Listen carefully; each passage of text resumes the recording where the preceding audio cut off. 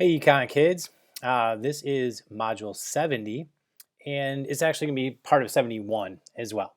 So we're going to do markets for land and capital, and then we'll also look at labor for a second. So as you're looking at the markets for land and capital, it says make sure when you are doing your graphing or looking at it, just make sure that you know that the axes are labeled like the amount of whatever it is you're doing, capital or land, and then make sure you put rent, not wage, as your other axes.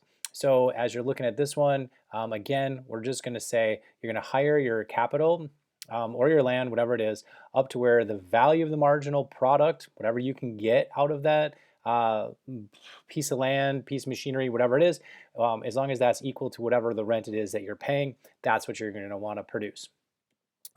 When you look at those things, the supply curve for capital and land is upward sloping. That's not surprising. Like that's just like labor too.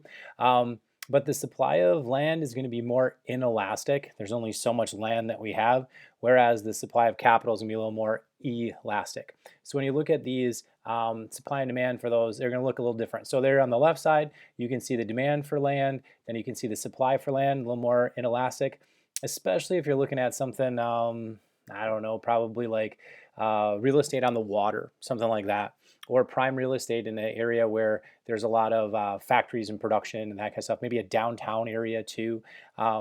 So that land is more expensive and it's in short supply. When you look at the right side, you're a little more on the elastic side. So your demand for capital is there and you can see your supply of capital as well.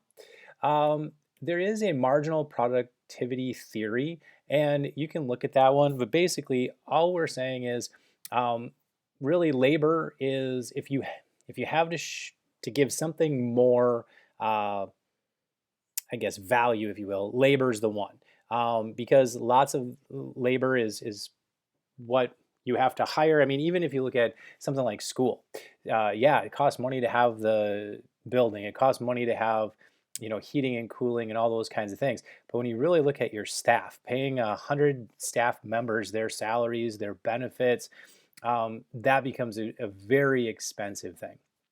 So you're always trying to make it so that you're trying to equal all of these things out.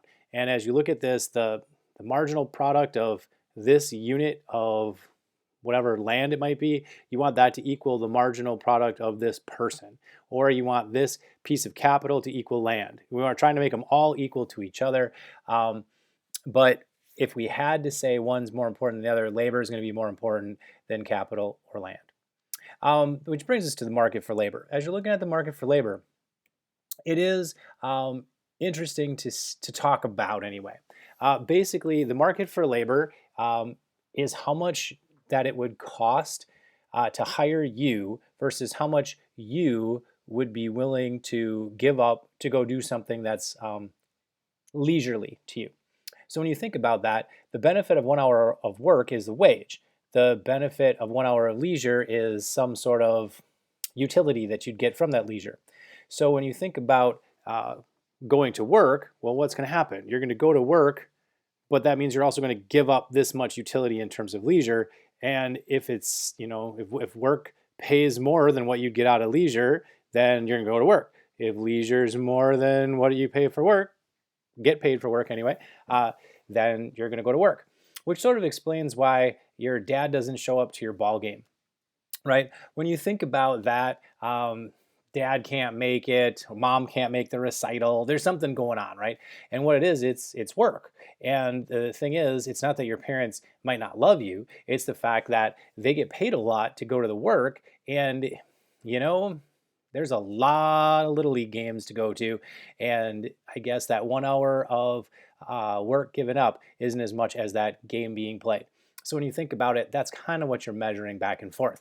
It's also the reason why never hire a sophomore boy at your job, because seriously, all it takes is another sophomore boy to text and say, "Hey, we're playing video games," and that kid's like, "I'm sick," and calling into work, right?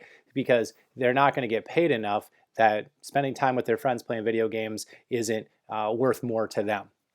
So as you look at it, as people raise wages, you're going to spend more time at work. The lower your wage, the less time you spend at work. There's some interesting things like that too, because you can see people are all different. So when you look at something like this is called a backward bending labor supply curve. The odds of you getting tested on this are probably zero. But when you think about it, what we know is people will substitute work and higher wages in place of something leisurely. And we know that as they make more money, they're more willing to do that. So at some point, though, there's going to be a break. And in this graph, you can see it goes up to here, and then all of a sudden, even though I want to pay this person more money, they're actually going to work less hours. Where is that? Well, for somebody who's like the Subaru driving, kayaking, Teva sandal wearing, spend time with nature person, that person, maybe it's 26 grand. All of a sudden they got enough,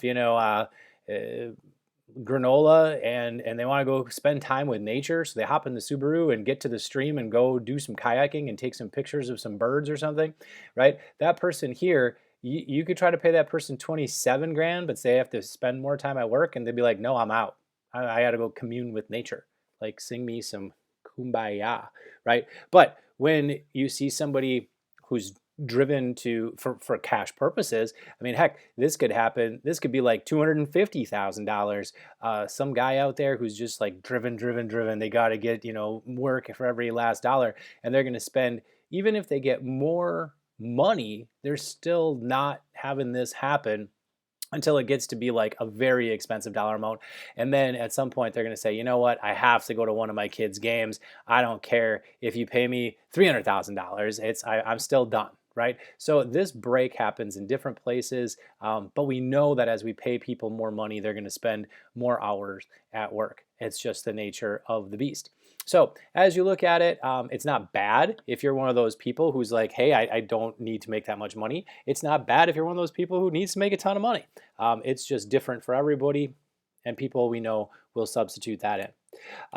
Does the labor supply curve shift? Yes, and this is the last slide we're going to do, then we're going to break this into two different chunks. In terms of the labor supply curve, we could see that thing shift out. Letter A there says changes in preferences and social norms. Like all of a sudden, women after World War II, they went and into the factory did just as much as men. And all of a sudden, everybody's like, just wait, what? We can hire women too? And so that shifts the whole labor supply curve. And then when you look at something like B, changes in population, think about like the baby boomers, or probably one, an interesting one today is immigration. As you look at immigration, you can see how that might change some people's opinions on things. Like as more immigrants come into the supply for labor, you're going to see interesting things happen. We'll demonstrate that for women and immigrants right here. Okay, and we're back. So now if you look at this is the supply of labor curve. So this over here is my wage, and over here is my quantity of labor. And let's just say that this is men right now. Okay, so we're talking about changes in norms after World War II. So now you have men, they're going to work and they're making a livable wage. And let's say that wage for them is, $50 in a daily wage. And then here's the quantity of men that are going to be happening. Well, then what happens? Women come into the labor force, right? And the men go to war and the women take over. And you know what? The women end up being exactly the same as the men at this point, right? So women come into the market, they're making the same. Okay, great. But what happens when the men come back, right? Now we got women and men together. So now we got supply of labor is now all of a sudden kicked over, because I know if men and women, if I'm an employer and I can hire, I found out that the women could do just as good as the men. Now all of a sudden I hire both and I can pay them less. And now I'm paying them $25. I have more quantity for men and women together. And now all of a sudden I have a lower wage.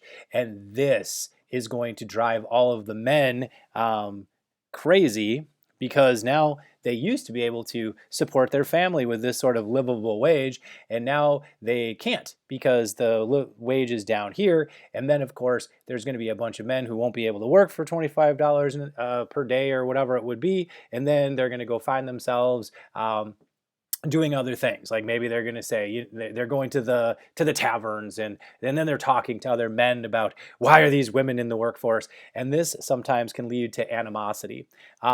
Same exact concept when you look at that second one there, when you look at changes in population and we look at immigrants, right? This time though, we're not talking about women and men, we're talking about let's say a native population is here. So it's a supply of labor of the native population. And what's going to happen? Now all of a sudden we're going to get immigrants moving in, right? And this supply of labor here is now the native and the immigrant peoples. And of course, what happens? Same concept. All of a sudden, that man that was doing the job, right, was making $50, bringing home the bacon. Now, all of a sudden, because there's immigrants coming to the country and taking my job, they're lowering the wage rate. And of course, here, the employers don't care. They're going to hire whoever for the cheapest rate. So now, instead of these guys here, you're going to have these guys here, and you're going to see more people hired at a lesser wage. And then you can see why sometimes these shifts of the labor supply curve cause change in our society, but it can lead to some real positives. You'll see women gain rights, demand higher wages. You'll see immigrants come in and do the job, and then all of a sudden they can demand higher wages too. But at first, when it comes in, there's a lot of people who can get upset at both women and immigrants because they feel probably unjustly, but they feel like that's what's keeping their wages down. Well, anytime you see extra labor come in, it's going to keep wages down. Doesn't matter who it is, it's just going to be the nature of the beast. If you look at like C and D, then C has changes and opportunities like health services, etc. You're going to see more supply for things like nurses or something like that. Changes in wealth is the only one that probably goes the opposite direction. The more people have in terms of value of their overall resources, right? You're going to see if the value of my house goes up, if the value of my stock portfolio comes up, now all of a sudden you're going to see something like this happen where I'm going to actually supply less labor because now that I have more wealth in terms of my house or my stocks and that kind of stuff, you're going to see people leave the labor market and choose to retire. If that occurs, you might see something like this happen where it's going to raise the wage for whatever job that happens. So as you look at it, interesting things with wages, but it also probably does some interesting things in terms of just social stuff that's happening in your country overall or historically as shifts of labor supply curve have happened. All right. We'll do the rest of 70 when it gets to a monopsony and things like that next time. Thanks. Bye.